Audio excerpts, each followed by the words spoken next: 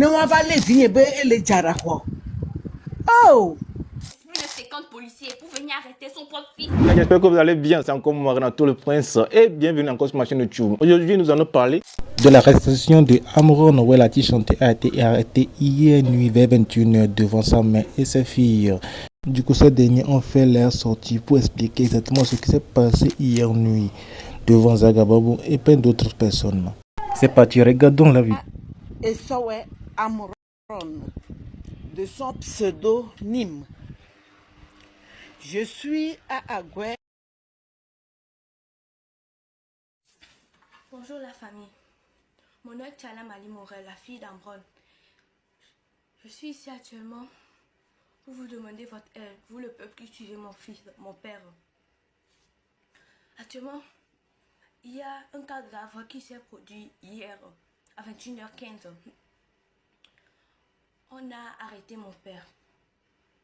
Oui, tout le monde en parle. Saccager nos choses, oui, tout ça, tout ça. Mais il y a quelque chose qui se passe encore de plus grave. On dit que mon père est fou. Mon père n'est pas fou. Il va très bien. Avant de partir, je lui ai demandé, papa, tu vas où? Il m'a dit, je reviendrai. Promis. C'est la vérité. Mon père n'est pas fou. Mon père a défendu la vérité. Il est pour la justice. Il n'est pas fou. Mon père n'est pas fou. Il va très bien. Avant de partir, on ne l'a pas tiré, on ne l'a pas menotté. Il est allé de soi. Donc mon père n'est pas fou. Il va très bien. Il va très bien. Je suis assis à sa place. Venez m'arrêter aussi que je suis folle. Venez. Moi, ma mère, ma grand-mère, mon grand-père, nous sommes tous ici pour sauver un membre de notre famille qui défendait la justice et on le traite de fou. Vous savez ce qu'on envoyé pour dire que c'est ma grand-mère qui est arrêtée. Êtes-vous malade? Oui, quand on fait les vidéos, vous allez dire que oui, les enfants ne doivent pas faire les vidéos. Aujourd'hui, moi-même, je suis sortie pour parler à la place de mon père parce que trop, c'est trop. Vous venez, vous dites que ma grand-mère va venir. Va venir arrêter son propre fils. Même s'il est malade, est-ce qu'elle peut faire ça? Répondez-moi. Vous les mamans, vous pouvez faire ça? Vous pouvez faire ça? Amron n'est pas fou. Et actuellement là où il n'a pas peur. J'en suis sûre parce que c'est mon père. Je sais de quoi il est capable. Il n'a pas peur. Il est courageux. Je savais que ce jour allait arriver et il m'avait déjà instruit. Il m'avait déjà prévenu. Et aujourd'hui, vous, je ne sais pas s'il y a ses amis dedans, vous venez, vous dites qu'il est fou. Et non seulement ça, vous dites que la mère, c'est elle qui a envoyé les policiers, plus de 50 policiers pour venir arrêter son propre fils. Pourquoi? Elle est malade. C'est vous les fous en fait, c'est vous quoi. C'est vous les fous, mon père n'est pas fou. Je vous le dis et je vous le répète, mon père n'est pas fou. Il n'est pas fou. Il va très bien. Mon père va très bien. Bonjour la famille. Mon nom est Tchalam Ali Morel, la fille d'Amron. Je suis ici actuellement pour vous demander votre aide, vous le peuple qui suivez mon fils, mon père. Actuellement, il y a un cas grave qui s'est produit hier à 21h15. On a arrêté mon père. Oui, tout le monde en parle. Saccager nos choses, oui, tout ça, tout ça. Mais il y a quelque chose qui se passe encore de plus grave. On dit que mon père est fou. Mon père n'est pas fou. Il va très bien. Avant de partir, je lui ai demandé, papa, tu vas où? Il m'a dit, je reviendrai. Promis. C'est la vérité. Mon père n'est pas fou. Mon père a défendu la vérité. Il est pour la justice. Il n'est pas fou. Mon père n'est pas fou. Il va très bien. Avant de partir, on ne l'a pas tiré, on ne l'a pas menotté. Il est allé de soi. Donc mon père n'est pas fou. Il va très bien. Il va très bien. Je suis assis à sa place. Venez m'arrêter aussi que je suis folle. Venez. Moi, ma mère, ma grand-mère, mon grand-père, nous sommes tous ici pour sauver un membre de notre famille qui défendait la justice et on le traite de fou. Vous savez, je qu'on envoyé pour dire que c'est ma grand-mère qui est arrêtée. Êtes-vous malade? Oui, quand on fait les vidéos, vous allez dire que oui, les enfants ne doivent pas faire les vidéos. Aujourd'hui, moi-même, je suis sortie pour parler à la place de mon père. Parce que trop, c'est trop. Vous venez, vous dites que ma grand-mère va venir. Va venir arrêter son propre fils. Même s'il est malade, est-ce qu'elle peut faire ça? Répondez-moi. Vous les mamans, vous pouvez faire ça? Vous pouvez faire ça? Amron n'est pas fou.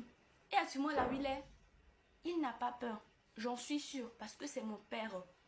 Je sais de quoi il est capable. Il n'a pas peur. Il est courageux.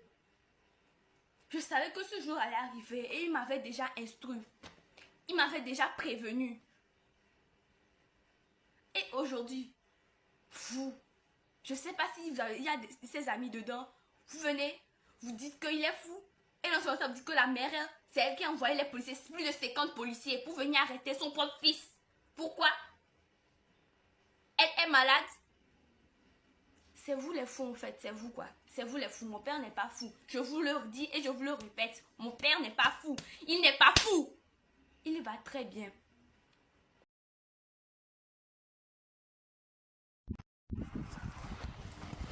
Allô, bonsoir le peuple togolais. Je suis la maman de Tchala. Egomenibe musenyade. Sokme veve sese kene museso. Kakavana e otroya. Laissez les blogueurs d'Obenu me be. Nyento eve yoso jo. Bonova levi nyebe. Et les Djarawah. Nye so kaka 2018 ke mto le kamea. Nye nga da fo kame po. Nye nga do contact kuso jade pek po. Kengwe mabe mouve yo. Ne mou yo soja wade. Ne mou ibe ma yo soja. 50 mayo a. Alo 40 mayo bono va le vinya. Ah? Mou dekuku mi damdo fi. Mi di sami oye suranku etwa oya. Otono ndeken ya be okle psychologue bon. Yo va na munya parce que la memu la signe. E o vidia mvabe sina nyento ma ikwe. Ma jagbagba ma le beki nyon nene. Yo to na be ma dasi be psychologue anko tro vinye va yo gbo. Yembe yo be muse. Ne be trova wayom. Pour avoir ngbadu enti no be. O le glon psychologue benemu le onua o la onu ke kunuke mudeku ke vinye le tole ahua mia kenye ku mi le sokaka nyiswa mu nyemu kwada hwade pene. Il ne souffre pas et il ne souffrait pas de démence. Nkela na sozame pola le kwa o la va ko be démence mu gbeno mbe vinye mu le souffrir de démence. Voix nyemu ni psychologue no yi nele kebele doit Masse, voyez mon les founois. Amede matin va dajeda signe. Leke ma dombono va le vigne dobe nye kuto mi dombono va le. Et toi moutem ponanu po. Et toi moutem ponanu po. Ye ma va besina. Ne wa va le vigne be ele Djarawah. Oh! Nou kenti agbetola voin di nene o. Nou kenti agbetola wonu bara nene o. Nou kenti agbetola ji voina novia nene o. Mimi adasia mudi ma kwe agbe leke lame klichalesia mule dekukuye. Minga no dajeda sinyo nyemu do amere bene le finyo. Nyemu do amero ne ma doande ame gbogbo ko va kaka gba hondo ntinya de ne nye yo nyawala gba hondo ntinya ko gba ho avoye mtogo mtono be oh benundele joya yo hun papa be hon chanzereka yembo funwa eto be hoye lo e vinya e miledia ne be funwa won obe ye otoro le funuvo oh yenu ke mileji le nya gbonyu esi le palo me devi opudu vayom le mutone ne kpakpakpa eta ejebe so avoso kudoka ye mu dia voice de ka so gbada ko ka ma no gba fu apa wa we wan do ti enyo ne ni a nkenti ola va daje da si ma yo amu ye magava ola va gba ho ma no tero ihanu abe awa mi to na mi anobe kebe yo mi ami ba doa oh Maman, maman, o fouye papa be hu mecha. O fouye funu ye mve yo papa ke la gboji ye mve to ne be an o le kankan be hu melo ye ya va ebe ndemu le funo be no kankan fan ndemu le funo foto le no jama so do da fi ko kankan yanu abe nuku devi obe nuko da nyigba foto le nyemu pote nu ova na egbo ntono nyanu abe nga pote taminyo la gba trova be yo agba kankan ne pote a do vebe lava o eso ne dasi no trova no va bo be von ke yo le dia yo mpewa ne nya pote zabe de vio les vacances nkenti la daje da ya psychiatrique ka opleso yo ane hoto opleso ya lolo meto omun na nya nko museo omun na mi nko cha mi seo mbongba ve da bure na vinyolu ongba ve da bure na vinyo mule de kuku na o so ke o ba le a esruan to cha la ha me ke ngbo ba le alo esruan le home ke be ato o be ne no funu yo le kankanu le yi esruan le funu ye mbe ma ve pere manu egbo le funu o bo yen mu su ne ma ifunu tu yo so he mo na nya o be yen mu su nyemu do la do ebe homo nyemu do la ebe salon chan ye mu se me no ye mu trono ye nu de viola le trodo de mbe ngba ponupo no va yi te penye no va no gbonye ye owe kaka ngba to ya gbaji ma po be vinya de o mu le tu mbodo menea ye mve po be ehun le kebe sugboro e mu trodo papa to na me ma trodo a home a o fa mu tu gba ehun ama to alo ama denleke emoto cha so abe mo over emoto cha so abe mo over leke bele doa parce que nyanyem jina wa daje da sinyo amere cha yo mto na bena so ka so a amere o le no me ba gboaji o le so mo le to me ba gboaji kudo egbe no wa gbo la hunhun gbigbigbi pa no to ma pa mere po la zogea o gare mo yo de portable yo le punupo pa quartier me mile no le punupo yin o le punupo na taminyo ele yo ame abe ne indike afike ya dogwere ya susu ye won voa ne mpa mere la gbonyeji ye be gba note de agbonyeji be le won wa nya ke ma to ni a ma to ene e la de so we ke bi yan gbo maman Amron va le dénoncer nous à Togo to ntibelo rewa Togo to ko le conscient o le reconnaissant ne que belo video ku viawa mio to FBI o mio to mi décider be mais il a prendre en charge et viol jusqu'à ce que elle a tolé et mia fike et nous que bebe le tolé mi la prendre donc a dikamba so maman o sea il le pas dominant adikamu le somo zaga Maoutola au miracle. Maoula au miracle. Maoula ou ebedo. Voigne on gba sonde so si la mena finye na mo e mule gbon. E lu ke nti e ba le gbre na mo o le di la dabrine adi adahwa be le jadahwa. Parce que on gba jinde so to la mena finye na mo. Merci beaucoup. Ihia ne senwede e vinya le nwere nam. On gba so ende so to la mena. Ne moulele doit, ne oda pas et vieux oda pas, grand-maman ne va pas bien. Et pour na duvana, adahwatola bogbonya. Adahwatola va jimpoa. Ndekemia, elle va dougbenam. Nous cordrefio, nous cordila dro. Ye mabo, bondu double nous moule homo. Voix maman, jagbagana au régime sia. Ole lolo ou nous. Tamignon lolo, un leti et clomeno. Ye mabo, ya boule fou. Boule fou.